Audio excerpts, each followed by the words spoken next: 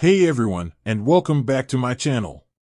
Today, we're going to be talking about a topic that a lot of you have probably experienced at some point. Why does it take so long for regions to post transactions?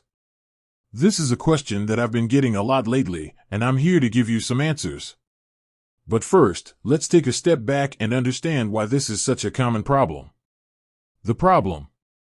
When you make a purchase, whether it's online or in person, the transaction needs to be processed by a number of different systems. This can include the payment processor, the bank, and the merchant's own system. Each of these systems has its own set of rules and procedures, which can lead to delays. The factors. There are a number of factors that can contribute to slow transaction processing times. Some of the most common include the type of transaction. Some types of transactions, such as credit card purchases, take longer to process than others, such as debit card purchases. The time of day. Transactions are typically processed more quickly during the day than at night or on weekends. The bank. Different banks have different processing times. Some banks are faster than others. The merchant. The merchant's own system can also play a role in how quickly transactions are processed.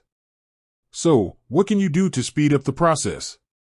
Unfortunately, there's not a lot you can do to control the processing time of your transaction. However, there are a few things you can do to help things along. Use a debit card instead of a credit card. Debit card transactions are typically processed more quickly than credit card transactions. Make your purchase during the day. Transactions are typically processed more quickly during the day than at night or on weekends.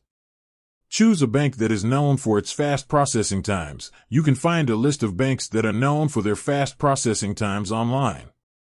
Contact the merchant. If your transaction has been pending for a long time, you can contact the merchant and ask them to investigate. Transaction processing can be a slow and frustrating process. However, there are a few things you can do to help speed things along. By understanding the factors that contribute to slow transaction processing times, you can take steps to avoid them in the future. With that said, thanks for watching, and until next time.